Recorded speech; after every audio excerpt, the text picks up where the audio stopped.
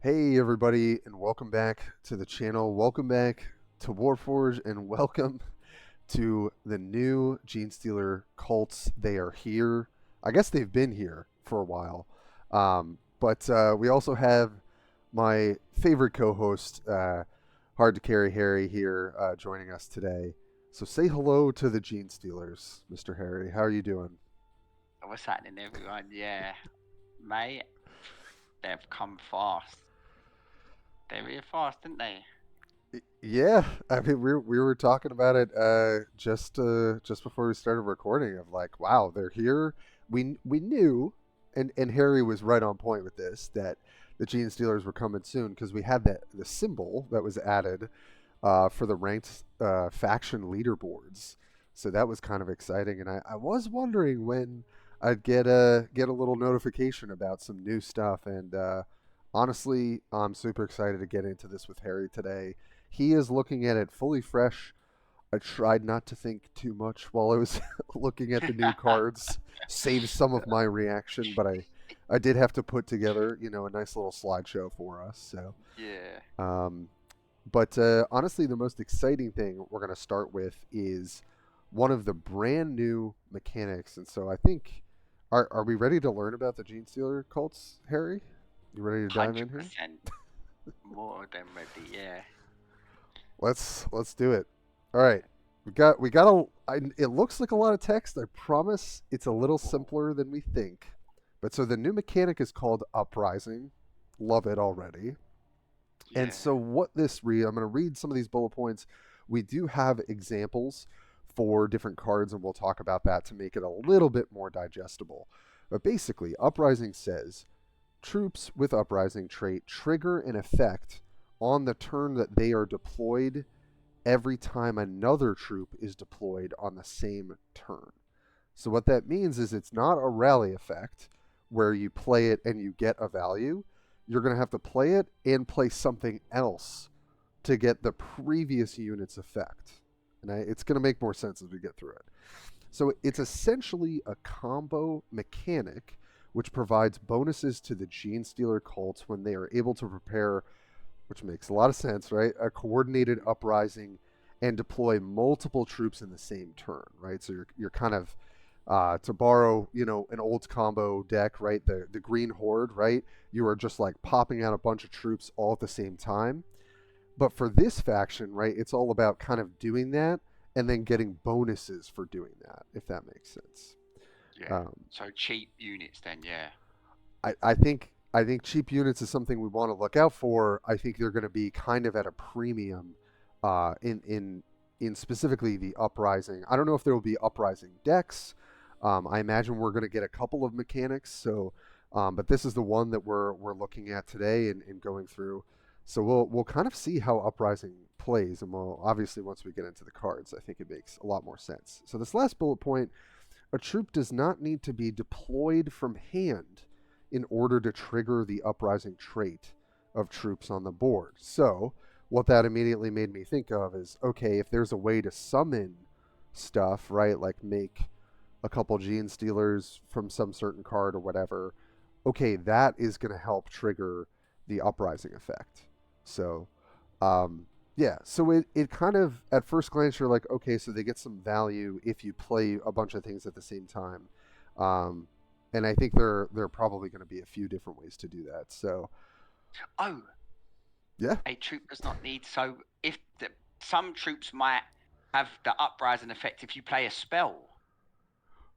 right. That's kind of what I'm thinking too. We're going to look at some I think really helpful examples today, but I'm really going to keep my eye on all of these different cards that kind of concern uprising, because I think Yeah. it could probably be really really powerful if you're able to set it up right.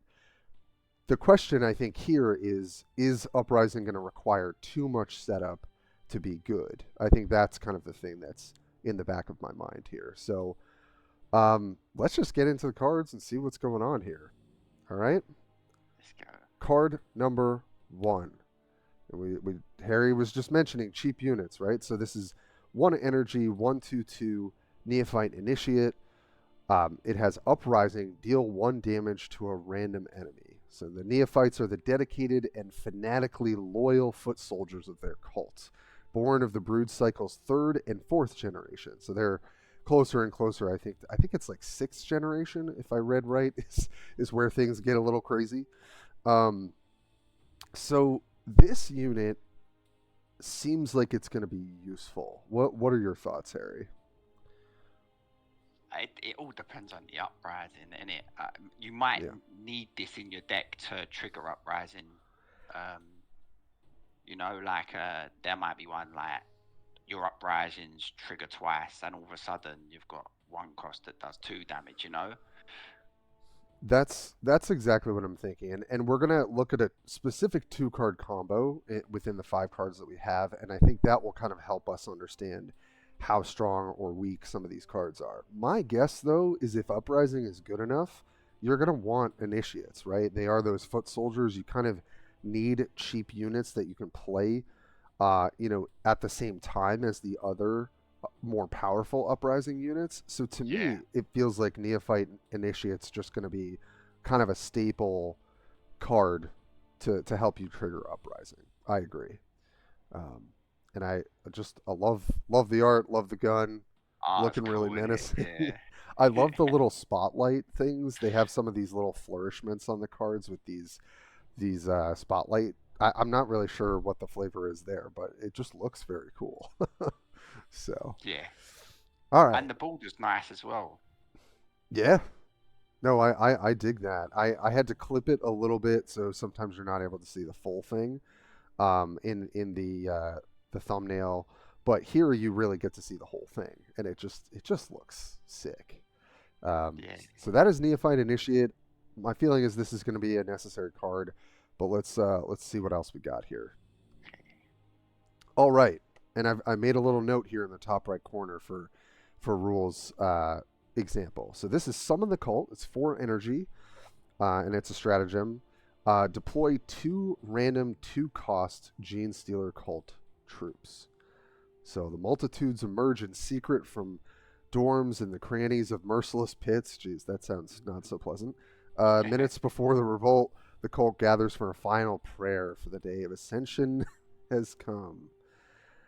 So I guess the question is, right? So the troops deployed with Summon the Cult would also count for Uprising. So let's say I have 5 energy, and I have that Neophyte Initiate, which costs 1 energy that we just looked at. I could play that and then Summon the Cult for 2 Uprising triggers, right? Because 2 more things have come out that same turn. So, and I don't know if the guys, the Genestealers that you summon from Summon the Cult, also will have their own Uprising happening. I'm not sure exactly how that works. Yeah. It might be a luck thing where a few of them might have it and a few of them might. It's yeah. So what do you think of this in terms of, it is a common, of course, we're looking at 2 commons to start, but does this feel like a necessary card for Uprising decks? Does this feel like too weak? What's your initial impression, Harry? Like, so if there's like, there might be like larger cost characters with really good uprising things. So, and this will just get you 2 troops down for 4. So, yeah, I think. Do you know what I'm saying? So yeah, like, unless like the troops do something really negative to you and your troops, like like the machines in the orcs that hurt themselves and that, mate. To have unstable, yeah. Yeah, but I can't see that being a thing. Yeah. I tend to agree. I feel like this, so it's a 2-for-1, right? You're getting 2 units out of 1 card. It is 4 energy, so yes, you're paying roughly the same cost, but you're getting 2 troops, for the price of 1 card. And then I think because of how Uprising works, you're gonna want stuff like Summon the Cult, because it just allows you to be like, okay, great. If I have a 1-cost Upriser or a 2-cost or a 3-cost Upriser, I can just combo that out on 5, 6, 7 energy and get that upfront value. That to me seems like I feel like this card is also going to be kind of a staple as well. We'll see if I end up being wrong. But my kind of inkling is that these two commons that we've previewed so far are going to be pretty important in order to get the most bang for your buck out of Uprising. It to me, I feel like this card is a bit more powerful than our average summon card. Okay, then, yeah. We'll see. We'll see. But we got a couple more juicy ones to look at here. And the first one of that is going to be Open Insurrection. So that is 4 energy. And it's Open Insurrection. The Genestealer Cults give Invulnerable to your troops this turn and trigger their Uprising abilities. And the text here, those who are blessed with the blood of the Starborn will stand victorious beneath the sigils of the cult once the last shot is fired and the last body falls. Yeah, this is gonna be strong, yeah. Yeah, I mean, yeah, we've got some invulnerable stuff already in the game, of course. This kind of makes me think about the Chaos one that doesn't. It's a legendary that doesn't really see play. That's like all your troops that have, marks of, or rather, dark pacts, gain invulnerable, and I think your warlord does too. But this thing does 2 important things. So giving all of your troops invulnerable, right? Obviously, you have to have some stuff on the board, but we're already kind of talking about a faction that wants to put a bunch of things on the board at the same time. And if there's enough value that some of them stick around, then you're going to get to make them invulnerable, and then this card directly allows them to re-trigger their Uprising abilities. So I feel like it's a good amount of power put into a stratagem. I guess really the question, Harry, that I'm thinking about is, are the Uprising abilities good enough that you would want to re-trigger them again through a card like this? Well, I think the first card that we showed, the 1 cost that does the 1 damage to a random enemy, I think that's a like a little hint at what we might be seeing in the future on the other cards. So yeah, maybe like give some troops health or things like that, do 1 damage, like. But if you put the 1 cost down and then you've got the 4 cost, you've got 3. Yeah, that's 2 damage. This goes off. That's another. Yeah, we'll have to see what the other Uprising units are. But I think this is going to be strong. That's my feeling as well. I obviously invulnerable for 1 turn is a lot less powerful than invulnerable for a full turn cycle, right? So you think about Humanity's Shield and the invulnerable card for Sisters of Battle. That buys you, right? Like you get value on your turn and you get value on their turn. This is only going to be on your turn. But like Harry was kind of saying, I think if the Uprising abilities are good enough that you're like, okay, well, I triggered them when I played a bunch of stuff in, and now this next turn, if a couple of those things survive, then I get to re-trigger them again, and give them invulnerable to kind of keep pushing through. So I imagine at the very least, you're in an Uprising style deck, you're going to want at least 1 of these. Maybe it's a little awkward to have 2 of these, but I don't know. It feels like if Uprising is even decent in terms of the effect, this is just a way to get that effect again, over again. So, yeah, very, very interested in how Open Insurrection will play out. But I agree with Harry. I think this will be pretty powerful. So let's keep it moving. Yep. All right. Here we've got the Neophyte Icon Bearer. 3 energy, 2/2, 3 health. And it says when a friendly unit attacks, so that includes your warlord, right? Create a Neophyte Initiate in your hand. So, the turn that you play this, you're going to get another one in your hand as long as your warlord, at the very least, is able to attack. In the text we have here at the bottom, each cult has its own variant of the coiling glyph known as the worm form, which is that crazy sigil, I guess. The icon's effect upon its faithful is electrifying, calling them into battle from the shadows they dwell. So it's an epic 2/2/3 for 3 energy that basically is going to keep copying itself. What do we think about this, Harry? Nah. Not copying itself. It gives you the 1 cost. Oh, I misread it. So it's gonna. Jeez. Yeah, if it copied itself, maybe that would be a different story. Right. It's gonna make a copy. I'm just gonna switch us real quick back to the Neophyte Initiate. I see. Misread it already. Which is Uprising, deal 1 damage to a random enemy. So you're gonna pay 3 energy, and at the floor of this card, attack with your Warlord, get a Neophyte Initiate in your hand.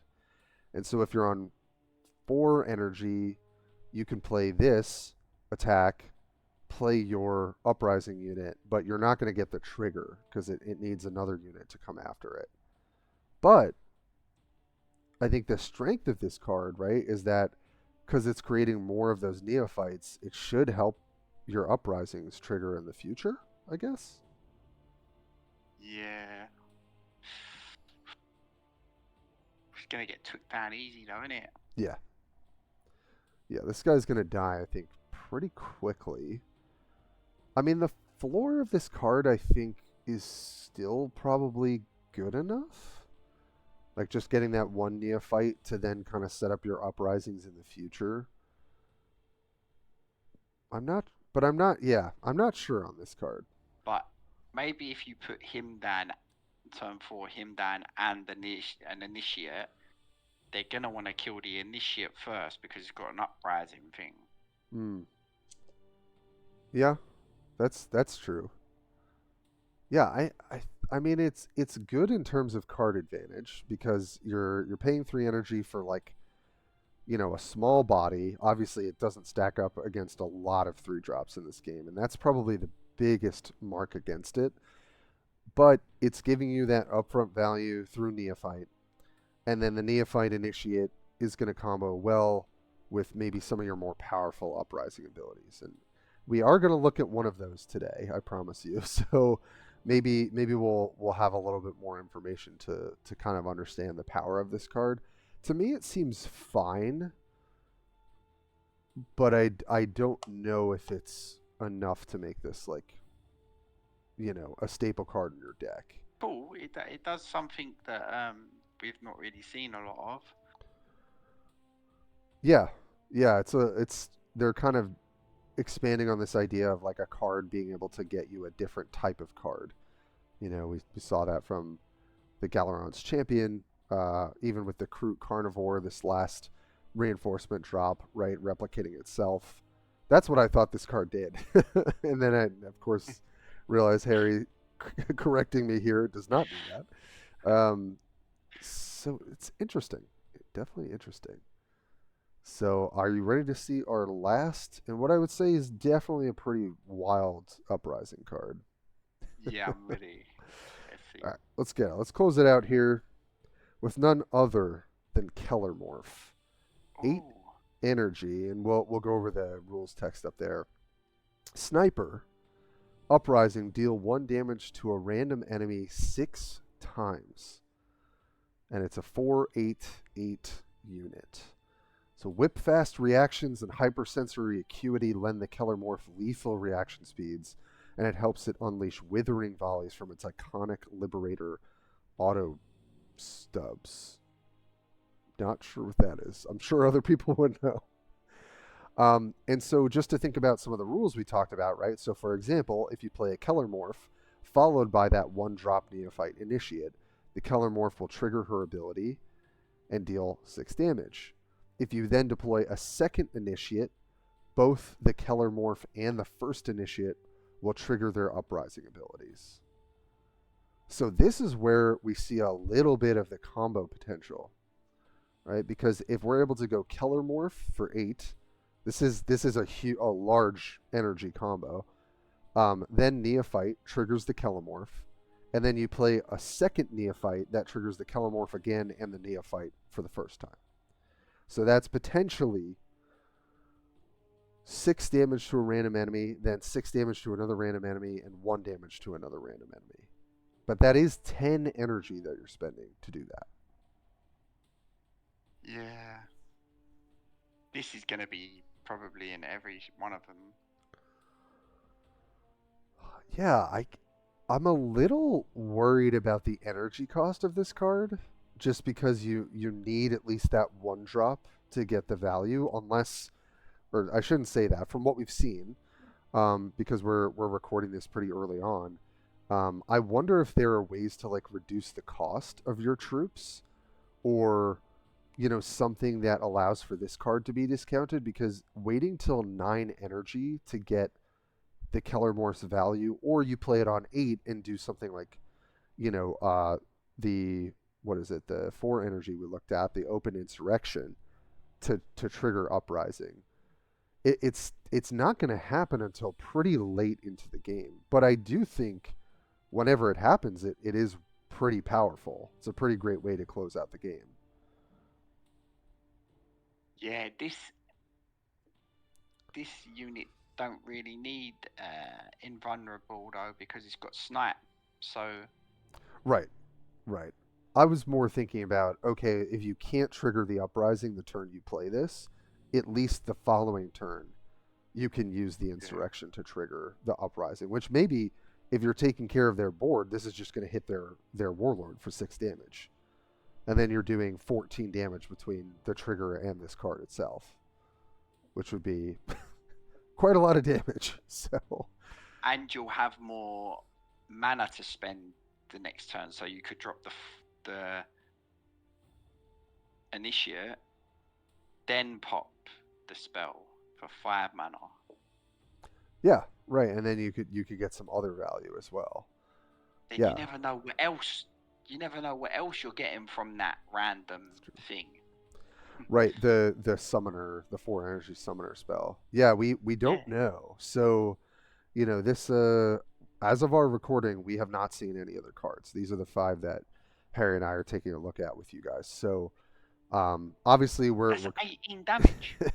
Yeah, we're kind of in the dark here, but it is a lot. It's a lot of damage if it does, if it's doing the thing, if it's really hitting the ceiling. So I imagine if you've got Kellermorph and like a couple other pretty big payoffs for Uprising, then really having those initiates around is going to really help these cards excel. The question is it too slow? Is kind of my biggest concern that I'm thinking about. But Kellermorph is a pretty scary card. Obviously, you can have 2 of this in your deck, right? Because it's an epic. It's got Sniper, so if you're not taking care of this thing is going to go pretty crazy. So it's definitely a card that, if you get value up front for it, I think it's a great card. If it's harder to get the upfront value, then it's definitely less. But either way, in most games, it's still a threat that has to be answered. Oh, yeah, this has to be answered, definitely. Yeah. 100%. But there are a lot of answers to it. It's not got camouflage. Right. Doesn't have camo, doesn't have stealth. I guess I'd be interested if we see those. I imagine we're going to see camo and stealth for this faction. I'd be so surprised if we didn't, with how they operate with the cultists. But yeah, this is as our card pool suggests, the big payoff for this Uprising mechanic. And it's a pretty exciting one. 6 damage to a random enemy could be pretty dang powerful. If we think about, even just like the Predator tank, right? Now the Codex is 3. You can re-trigger it, but this is, a lot of Uprising damage in one big swoop. So. But another thing is, it's still 1 damage to a random enemy 6 times. So if they've gone wide, it's going to spread out a lot, and you might not be able to clear much with it. But I think the way, so if the text is deal 1 damage to a single random enemy 6 times. Oh, so if there are multiple targets, it's going to be harder for this to be. I think he's going to go 1, 1, 1, 1. Do you know what I'm saying? Yeah, or you just can't hit the target that you're hoping to kill. So that's a good point. This card probably does need optimal conditions to be very effective, but I don't know. I mean, if the faction is able to reduce troop cost or is able to, just like protect things effectively, then playing Kellermorph seems like just one of the scarier ways to end the game. Yeah, because if he comes out before 8, that is a problem. Yeah. I don't really want to see Yeah. that. I gotta be honest. Well, I might have to run away from the cultist if that's what's going on. But we'll see how much this kind of like end game card really can affect what the Genestealers are trying to do. But I really like the idea of Uprising. It's super flavorful. It's a little bit of a different take on come into play triggers, right? Because it kind of all happens at once, and you have to like sequence things together. So this is a faction where you're going to have some really crazy turns, I think.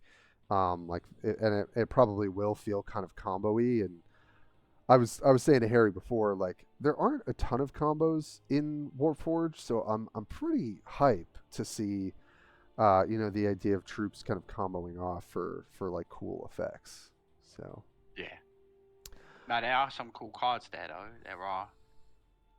I'm really excited to see the 2-drops now. yes, yeah, because I agree. It's really important for us to know what that 4-cost summon ability is likely to hit. I kind of said the same thing about the Tau summoning card that would summon the 3 drones and give them Vanguard. It's kind of like if it's going to hit some pretty good drones, then you're probably getting the value that you want. Valued sacrifice obviously has gotten a bit worse over time, but I think with the way that Uprising functions, that sort of card is just going to be probably well worth it in terms of value.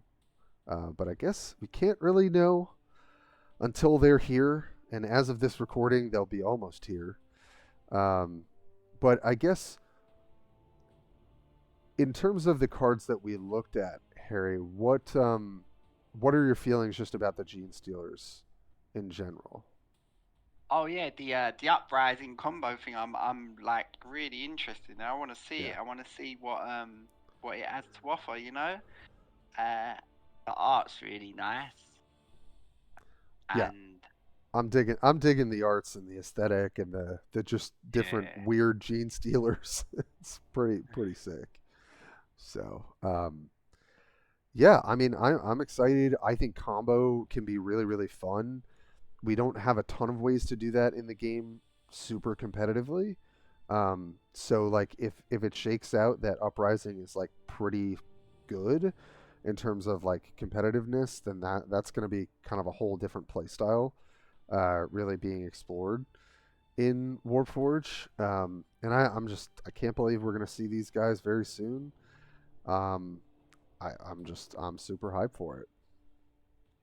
yeah. So am I. Yeah, So there are everybody there. get ready. We're going to be previewing, obviously as of Tuesday, and then we are going to see these guys hitting the the Warp Forge, as it were, on Friday. So we got a couple days of previews, and we're happy to be here with you guys. And as always, thanks for supporting the channel, for me and for Harry. And other than that, I think we will just catch you next time. Yeah. Thank you, everyone. Get ready for your Genestealers. They're here.